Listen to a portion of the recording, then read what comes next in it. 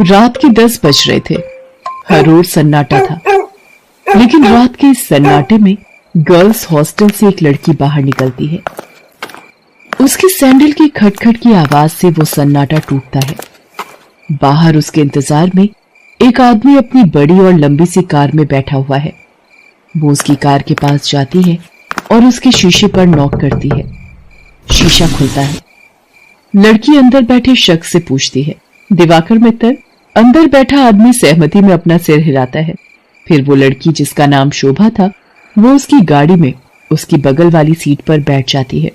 दिवाकर मित्तल उसके चेहरे की ओर मुस्कुराकर देखता है और कहता है, जैसा सुना था वैसे ही हो तुम, बहुत तीखी, लाल मिर्च की तरह। दिवाकर मित्तल के पैर कार के एक्सीलेटर पर जाते हैं और पल भर में कार हवा से बातें करने लगती है। थोड़ी देर बाद वो कार शहर के एक सबसे बड़े 5 स्टार होटल में प्रवेश करती है। दिवाकर मित्तल पार्किंग में अपनी कार लगाता है और होटल के रिसेप्शन पर जाता है और अपनी प्री बुकिंग के बारे में बताता है। दिवाकर अपने रूम की चाबी लेता है और शोभा के साथ उस कमरे में जाता है। दिवाकर दरवाजा बंद करता है और शोभा से पूछता है, कुछ लोगे तुम, पीने या खाने में? आप जो भी मंगा लीजिए। दिवाकर होटल के कमरे में लगे फोन से रिसेप्शन पर कॉल करके अपना ऑर्डर देता है। थोड़ी देर में वेटर ऑर्डर लेकर आ जाता है।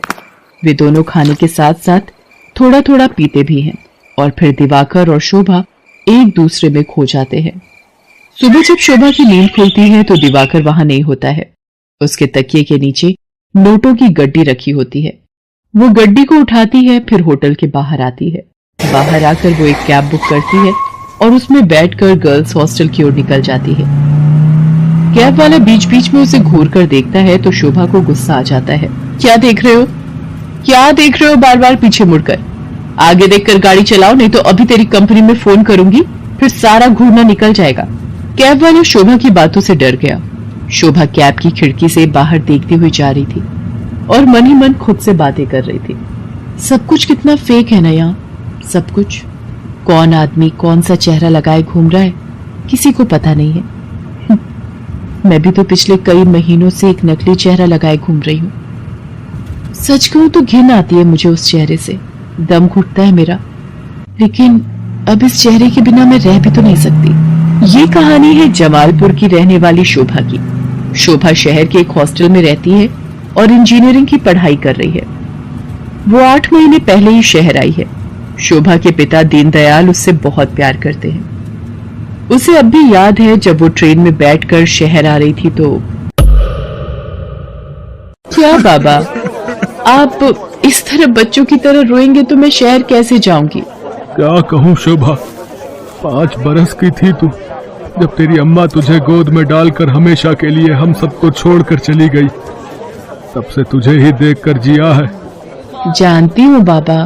सोचा था कि एक बार ही तुझे विदा करूंगा जब तेरी शादी होगी, लेकिन शादी के पहले ही। ये कहकर दीनदयाल शोभा को गले लगाकर फिर से फूट फूट कर रोने लगा। ठीक है बाबा, मैं नहीं जाती हूँ शहर, यही रहती हूँ आपके पास। लेकिन आप ही तो हमेशा जिद करते हैं कि तुम्हें खूब पढ़ना है, बहुत बड़ा आदमी बनना है।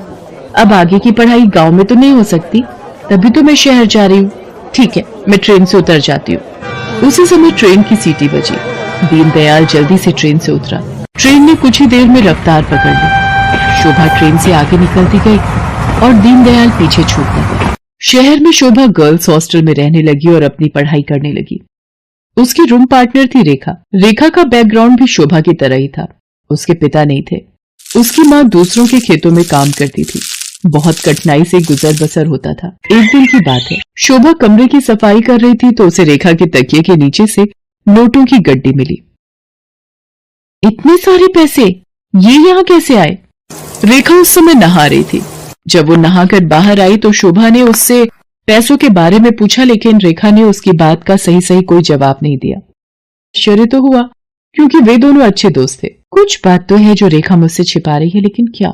शोभा ने एक बात और नोटिस किया कि हफ्ते में 3-4 दिन रेखा रात को कहीं चली जाती थी और सुबह वापस आती थी। उसने इस बारे में भी रेखा से पूछा तो तू भी बिना मतलब जासूसी करती रहती है, तू अपने काम से काम रखना। मैं कहाँ जाती हूँ, क्यों जाती हूँ, हर चीज का हिसाब देना जरूरी है क्या?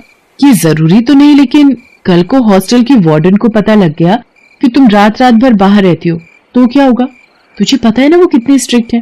तो उसकी फिक्र मत कर, मैं संभाल लूंगी उन्हें। धीरे धीरे शोभा ने रेखा की लाइफस्टाइल में बहुत तब्दीली देखी। वो महंगे से महंगे कपड़े और जूते खरीदती, लेटेस्ट मोबाइल फोन रखती, उसका जब जो मन करता वो करती। शोभा उसकी लाइफस्टाइल से बहुत प्रभावित हो गई।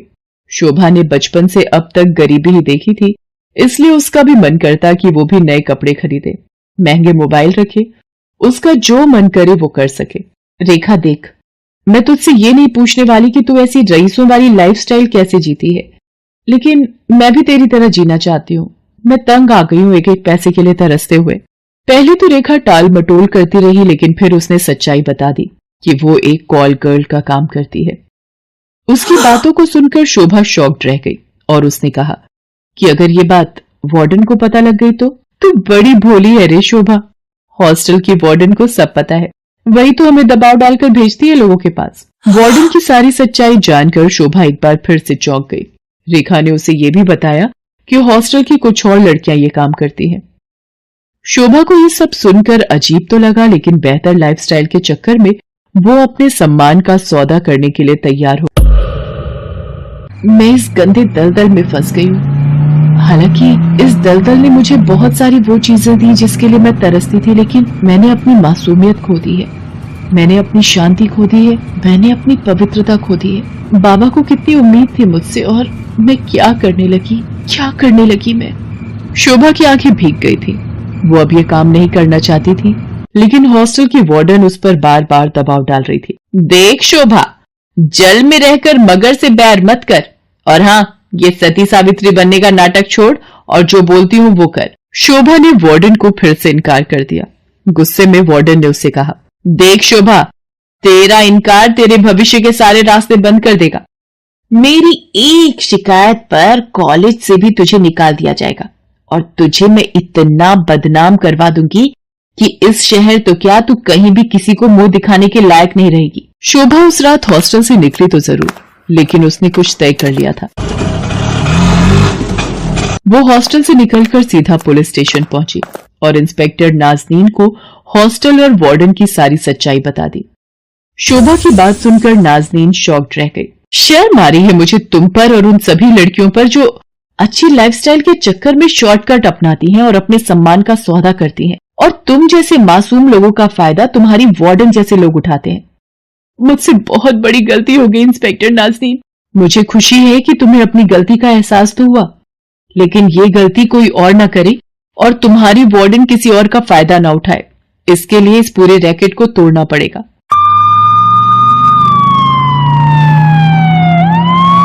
इंस्पेक्टर नाज़नीन ने वार्डन को गिरफ्तार कर लिया और उसे जेल भेज दिया। जिस वार्डन पर लड़कियों की सुरक्षा की जिम्मेदारी थी, वो उनका सौदा करने लगी थी।